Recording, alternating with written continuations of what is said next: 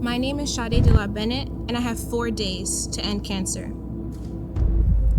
Cheryl, every passing second, every single breath, every single thought which swiftly crosses your consciousness. Decisions are being made, energy is being exchanged. The sum of every second, every breath, every decision made or not. We are a collective sum of those ripples, those exchanges. Tick tock, it's time. That once in a lifetime, that tingle up your spine, excitement in your gut, a little bit of adrenaline you feel this very second is different. Will you lean into the glory and unknown? Will you rise into your highest self and excel at the deepest, more meaningful of adventures? Will you be the leader, the hero? Can you be irreverent and irrational? Can you push farther, harder than ever before? Tick tock. Are you going in?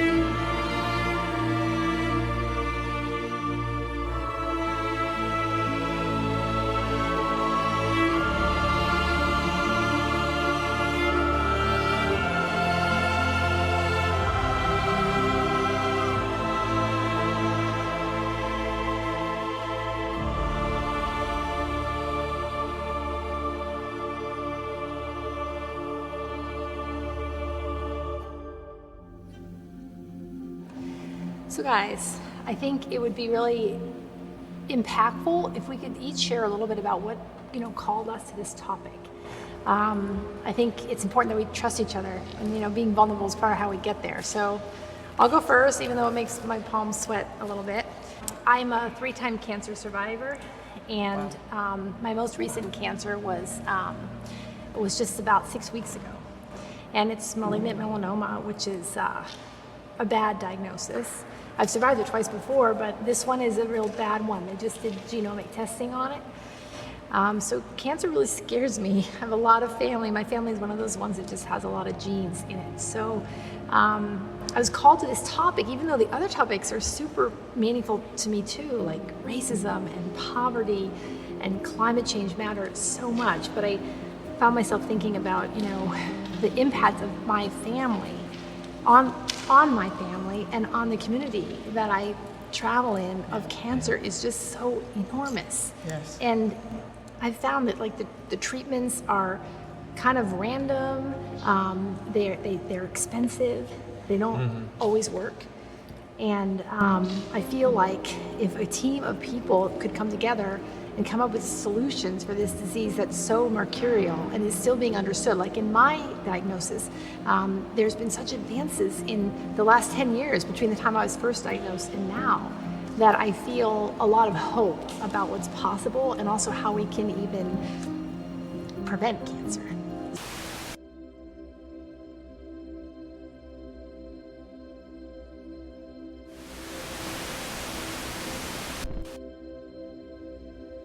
Greetings.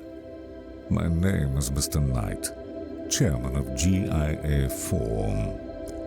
The GIA4 is a 150-year-old agency that has worked alongside some of the world's greatest geniuses. Albert Einstein, Marie Curie, Martin Luther King, among others. Throughout our history, our agency selects humans who will change the world and impact humanity at scale. Now, we're looking for our next set of extraordinary minds who will continue the mission. Speaking of geniuses, meet one of our Agent 11s. In the summer of my junior year, I was diagnosed with a rare form of cervical cancer. Okay, wait. Sorry. Yeah.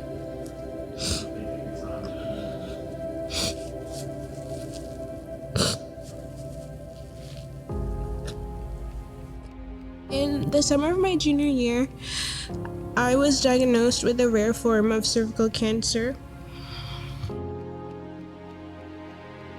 And it kind of all happened like super fast because I was working and I was getting ready for my senior year of high school, and I ended up falling ill. And it kind of just sucked because it's not something that you can prepare for. And I kind of like to be prepared because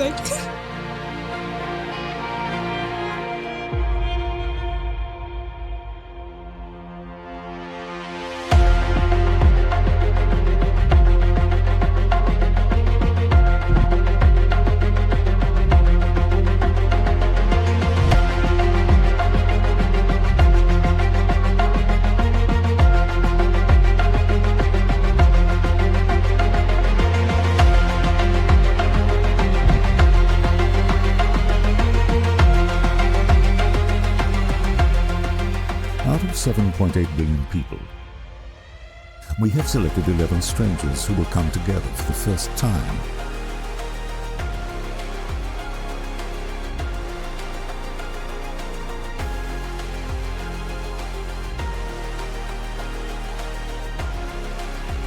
Some call it unrealistic, we call it courageous.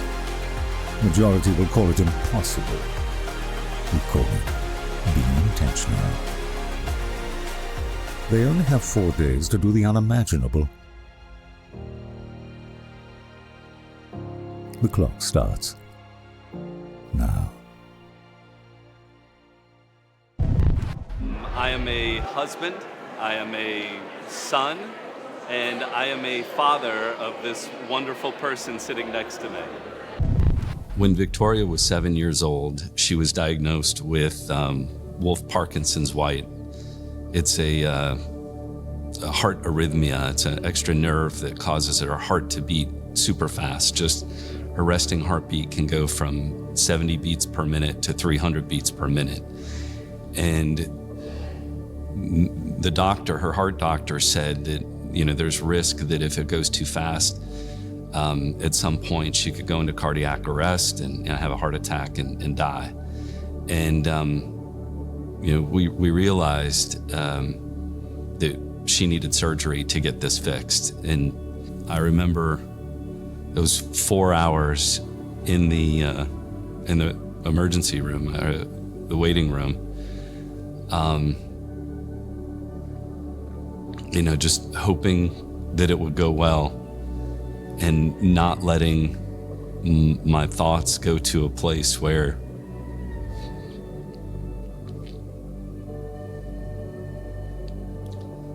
Victoria didn't make it out.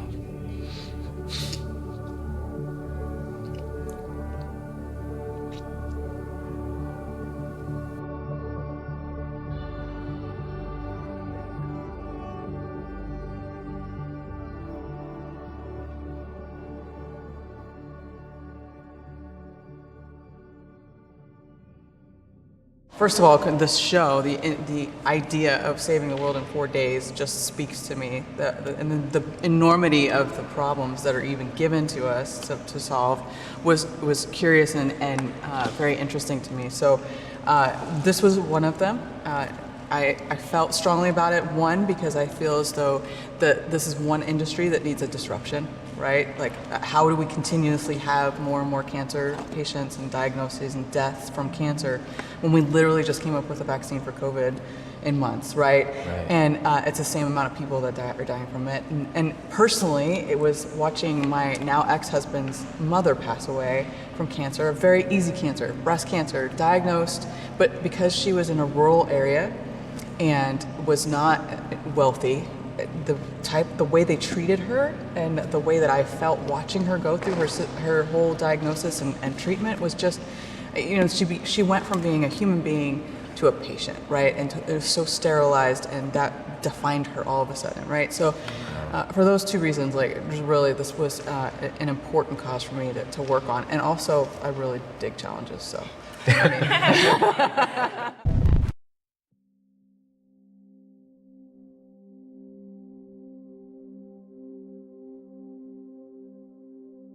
Can you imagine 17 getting this diagnosis? I mean, you know, it affected us all. I mean, it impacted us in a way that we weren't expecting. It shocked us, and it made us even more motivated to find a cure for this disease, because Sade is a bright light, and she shouldn't have to deal with that. No kid, no person, but no kid especially, should have to deal with cancer. As we embark on the mission to impact humanity at scale, 11 strangers must stretch their collective imagination to observe all 10 teams. Cameras are strategically placed throughout. The time has come for us to focus. It's now a race against time. All teams will be challenged to enhance their critical thinking skills to solve social issues influenced by the UN. In the next couple of hours, they must find the best, ambitious ideas. The team must agree on the 2 best ideas that will be presented to the council. Our world faces huge problems right now, and it's all hands on deck. For me, cancer is one of them. My name is Mo Carrick, and I'm here to save the world.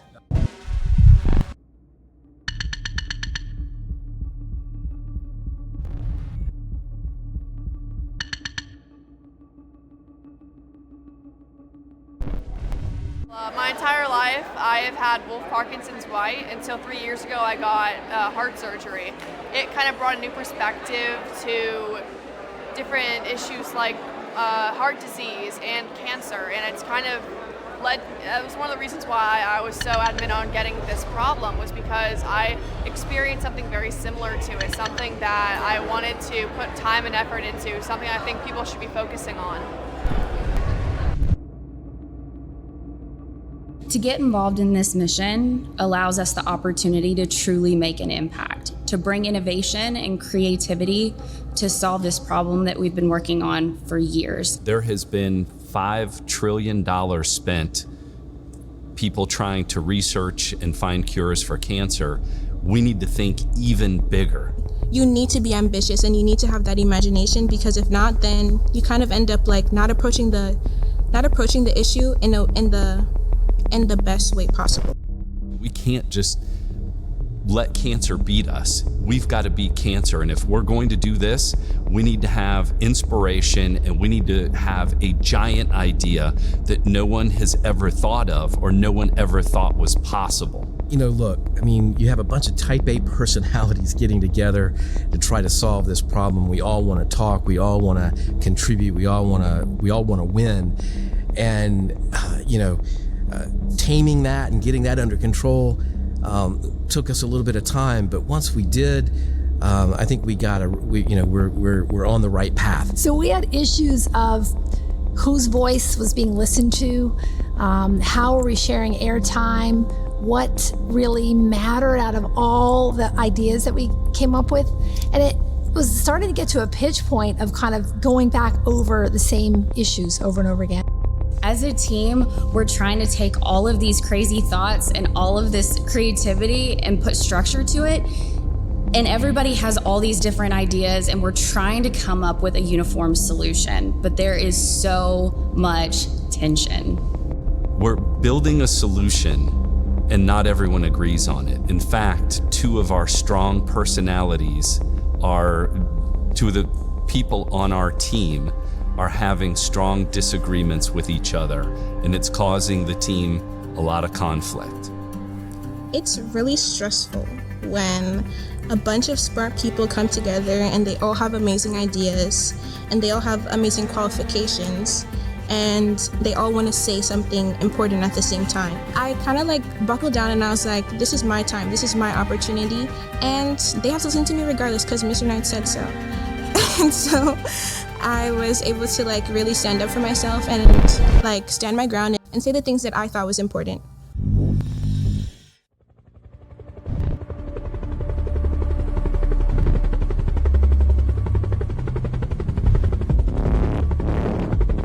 I'm feeling incredibly anxious. I've been tasked with pulling all this information together and putting it in a presentation format that we can actually get to investors. It is insane how much pressure is going on right now to actually get this thing done. Are we going to get it done? You know, you wonder, I wonder, but I think we will. I think we're going to pull it all together, but there's so much more to do.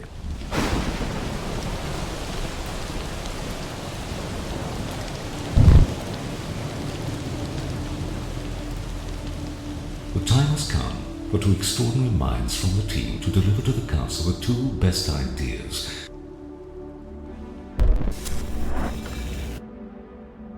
We're looking forward to hearing how your team will impact humanity at scale. At this time, I would also like to welcome my council. You may begin. 15 million people a year die from cancer, and we have to solve it. And one of the ways we're going to do this is by in-home testing. We feel like everybody should know their status. Our additional idea would be that we have an application that you can have on your phone, and it's basically a lifestyle app where you are provided with information solely based on yourself that will give you insight into your own body and additionally help you learn about yourself and prevent cancer entirely. The human spirit is stronger than anything you can imagine. Ending cancer globally is a fight that takes collective effort. I appreciate your team's efforts, but the question remains. Are you really thinking big enough?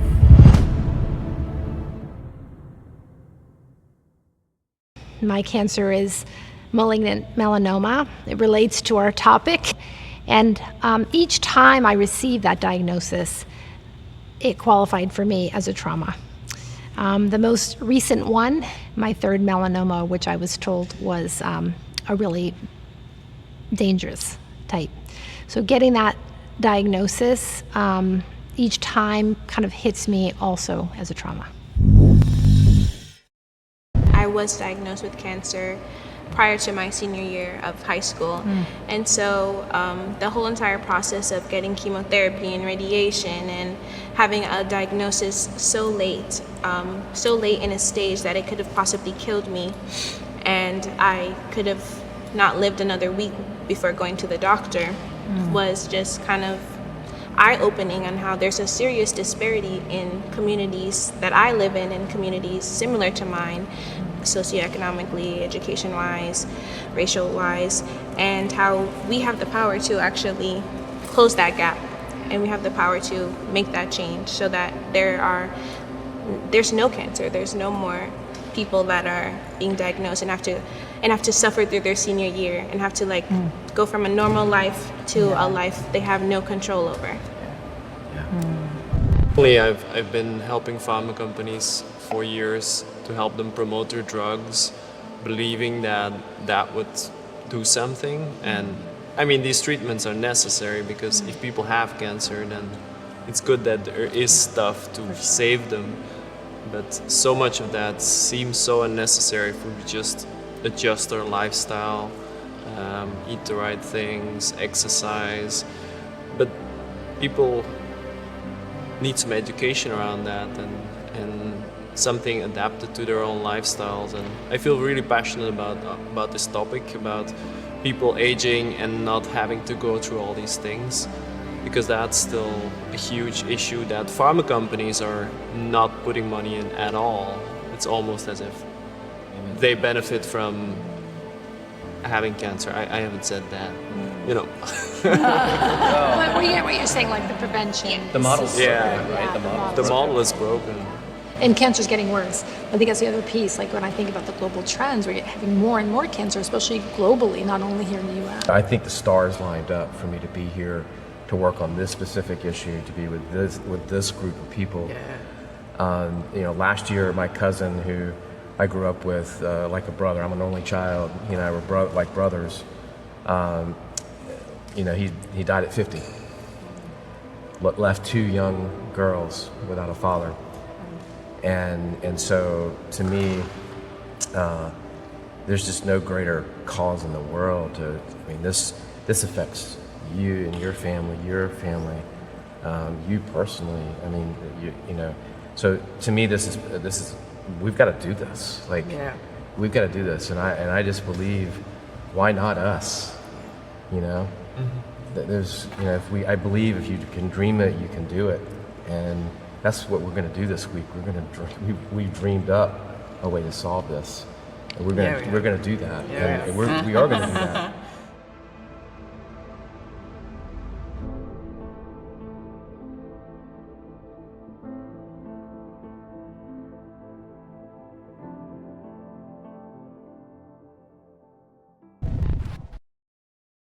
The thing I am most afraid of for this challenge, I would have to say, is the time period. I feel like as a group we have the possibility to solve this problem in 4 days, but to look at 4 days, like at itself, it's not that much time. And as time is going on, we're already 2 days in, it's almost the end of the second day. We already have some great stuff we're working on, but in the end, 4 days, it's not much time, and it just means we have to work harder as a group, get to know each other faster, and really solve this problem as fast as we can. Yeah, so the reason I think it's important to have a teenager or multiple teenagers be part of the solutions that we're coming up is because I've seen a trend that every generation leaves the planet a little bit worse than the generation before, and I think that's exactly the opposite of how we should be doing things, that every generation should be responsible for leaving things better than we found them. In fact, that's you know, a simple rule that I've tried to instill with my children ever since they were, you know, little babies, is leave things better than you found them. And that's why it's so important for us to have the next generation understanding the solutions, and we should be empowering them. We've got a lot to do. We don't have a lot of time left, and people are starting to get nervous. Everyone has been assigned tasks. We've broken apart. We're trying to get the work done. I'd like to see it get done. I'm feeling incredibly anxious. I've been tasked with pulling all this information together and putting it in a presentation format that we can actually get to investors. It is insane how much pressure is going on right now to actually get this thing done. Look, it's a time crunch. You know, we have got only a few hours left to get this done. We've got a lot of work to do. Everybody's pulling together, but are we going to get it done?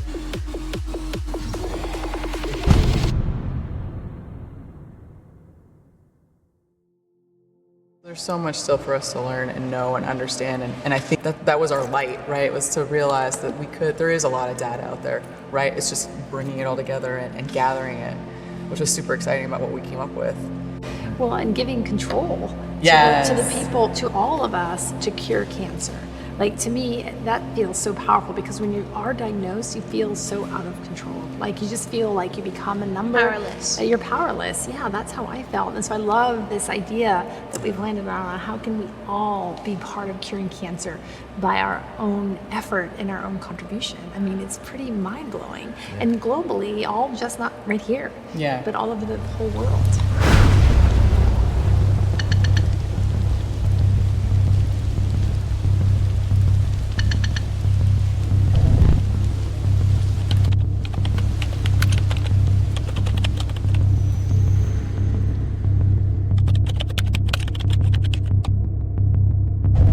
There's so many things going on today that people are becoming sick from, whether it be the mercury in fish that you eat, which is supposed to be healthy, whether it be the pesticides and the chemicals on all these supposedly healthy foods that ruins it. I think that there has to be a broader look at, you know, why people get different situations, and obviously cancer is a very serious one. we had conflicts. We were arguing about this because everyone had a different idea on what we could accomplish in 4 days. And if you think about the 4 days, you're going to come up with small ideas and you're going to disagree. And when you disagree, you're going to fight. And there were some pretty tense moments. Look, pharmaceuticals, so many people are have tried to cure this disease through medicine. We've got all kinds of treatments, but we haven't had a cure. And through our imagination, ambitious imagination, we can cure this disease if we go about it a different way. I started to realize that even though my team was kind of nervous, or just as nervous as I am, that there was like a nice sense of trust within us, and we all we were all happy with what we had put into it, and we were happy with our efforts, and we were also exhausted. And so with all that coming together, I noticed that like they're just like me. Like, yeah, they're adults and they might be older than me, but like they feel the same things as me, and they believe in me just as much as I believe in myself. The team was working really hard, cranking out the business plan, gathering data, putting things in spreadsheets, recording videos, getting ready for the pitch. And what I noticed, which wasn't a surprise, but it was also really interesting, was everybody kind of stepping into their zone of genius.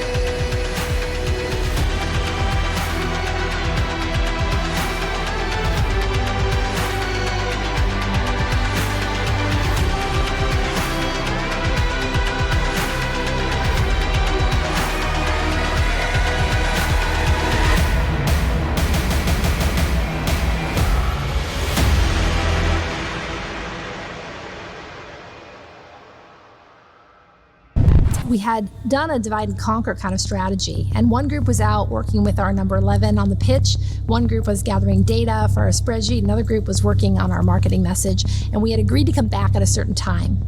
And we all came back, and I had this just visceral feeling that everybody was ready. And we just went through each team presenting their pieces, and it fit together like a puzzle. And I thought, wow, we're really gonna kick it. People were centered, they were excited, and it was the amalgam of the teams working on their own pieces that added up to this suddenly unified whole. We all came up with a solution and committed to it. Everybody was so behind it. We were all invested in it. We all knew that this could work. And at that point, we knew that we were leveraging our team's genius. As the pressure kind of builds within the team and the clock starts to run out, you kind of notice how an adult becomes so like frantic, and like that kind of stoic, poised look that they had at the beginning, it starts to unravel. And like as a teenager, I kind of just went in and I just had like I just was kind of chilling because I was like, I'm here for a problem and I'm gonna solve it. And for them, I kind of noticed that like they were going a little bit, for lack of a better word, crazy, because they were just as scared as I was. Well, first of all, 4 days to save the world is a very tight deadline, but we just had a few hours left until all our deliverables were due, and none of them had been delivered yet. So I started to get stressed. Sade is going to deliver our deck and our message. I am excited for her. She is a rock star. But we all want to pitch it, right? Because we all are invested in this idea, but we're pulling for Nervous? Yeah, we're nervous because we want to do well. We want to, we all are people who like to be in control. But I have all the confidence in the world in Sade. I mean, she's going to knock it out of the park. She brought so much to this team, so much energy, so many ideas that helped refine this plan. So she's got this.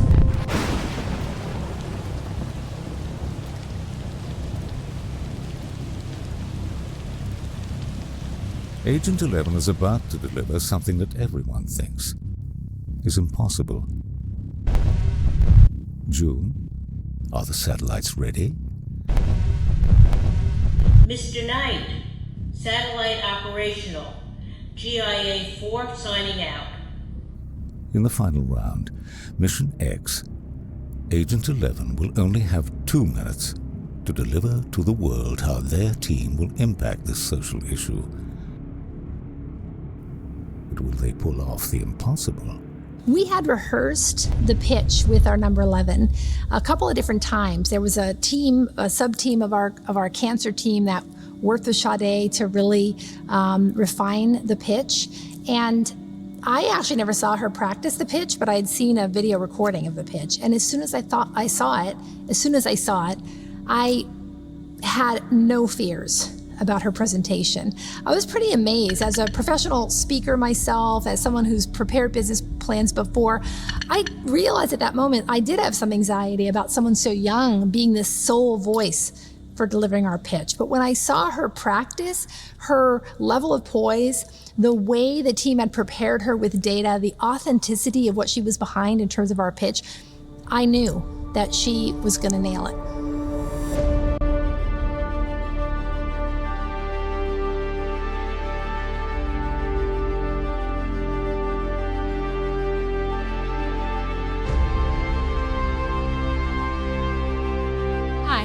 My name is Sade Delap Bennett, and when I was 17, I was diagnosed with cancer. Prior to my diagnosis, one might say that I was extremely symptomatic. I was in fact not healthy. I lost control of my life to cervical cancer. Imagine going from being a normal teenager to having a fatal disease that is inherently destructive and makes you feel powerless. But what if I told you that that experience is preventable and that we could cure cancer with your help? The product that we've created, CanCure, is not just an app. This is an entire movement that will propel cancer research to the point of a cure. Not only would we distribute a test that provides personalized information dedicated to providing people with the control that they fear they might lose when the thought of cancer pops into their minds, but we will also make this test accessible. Additionally, we would utilize that data collected from the test and personalized information to not only put into cancer research, but also technology that can analyze your genomes and remove undesirable cancer-causing DNA, replacing it with genomes that equips your immune system to fight off cancer, and eventually eradicate it. CanCure will be a world leader in targeted crowdsourced genome DNA data specific to cancer, and we stand with giving our users the power and control to be in the know about their bodies concerning cancer, ultimately removing their fear. We stand with being accessible, spreading awareness, but most importantly, we stand with finding a cure to cancer.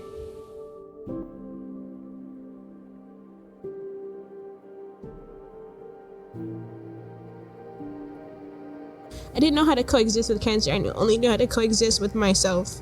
And so I didn't feel like myself because she was kind of sucking all my energy. And she was kind of taking away my happiness and my joy. Despite having those feelings and feeling really down, I still went to my first day of senior year. I was not gonna let cancer take that away from me. She can do a lot of stuff, but she's not gonna take away my determination to graduate. And so I still went to school via Zoom, and my first day of school was my first day of chemo, which is really funny and ironic. And so my first day of school was my first day of chemo, and so I still went to school. I still went to class, IV and arm. And I didn't let it, even though I felt bad, I kind of had that like fight where I didn't want to feel bad, and I didn't want it to take away important milestones in my life, like graduating or going to my first day of school. So I still kind of fought with her in that sense, and I still went to school and I still graduated. I'm literally gonna eradicate you. I'm never gonna see you ever again, because I'm gonna do everything in my power to make sure that you never hurt anyone else.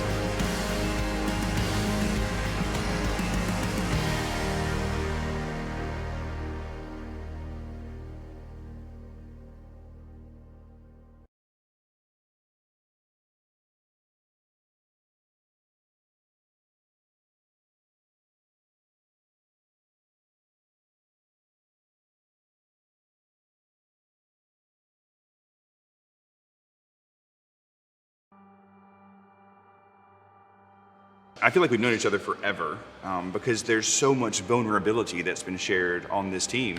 And for me to be able to walk in and share my story and to share that, really I shouldn't be here. When one attempts to kill themselves, the goal is to not be here. And so then to be able to come to this place and to be able to share that, but also to know that, in the next 24 hours, just in America, another 140 Americans are going to die by suicide. 140 Americans by the time we get 24 hours. That's an enormous amount of people. The fact that I lost my younger brother, it doesn't only impact the person that we lost, the whole family is impacted. That was my little brother, okay? And so there's like a deep heart hole, and I would not want anyone to experience losing a loved one. And we need to tackle this, and I think we have. I know we have. And we need to reach as many as we can, especially our young people, because it's happening more and more. It made me feel like there was no hope. It made me feel like I truly didn't care about anything. Holding a bottle of pills and just completely not caring what the end result was, not caring who it hurt, because that's how dim that ball got.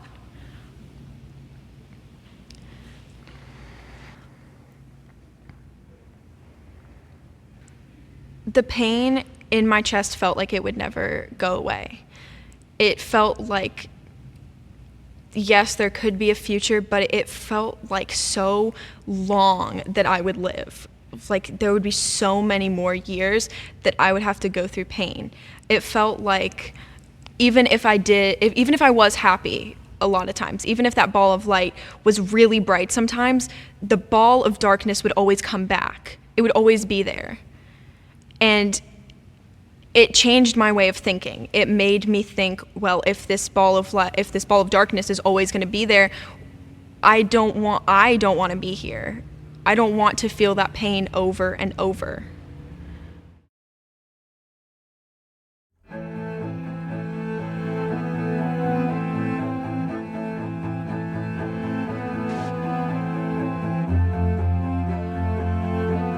This mission that we're on, you have to come out of yourself, because it's not about me or you. It's about helping someone. It is so much pressure being here with this incredible team, but trying to put together all our stories, all our understanding, all our caring about this incredible problem to come up with a solution that will actually have an impact on reducing those incredible, huge, terrifying suicide rates. I was a wreck inside for a minute. I didn't show it, but I was nervous because if I failed in this endeavor, it would be magnified more than anyone else. When you think about it, as in you are eradicating suicide all over the world, it becomes a lot more difficult to come up with something, because you start thinking, how are we going to do that? Suicide all over the world. I wanted everyone to be vested. I wanted everyone to have a part. And when you have everyone invested, they go further. Our team really had to hear the stories that everybody had to share about how they have been impacted with suicide. But then the pressure to take all those stories and put them together in a way that would effectively disrupt and connect people to other people was insanely difficult. We felt pushed to the wire to come up with something that would work for all ages, all experiences around the world.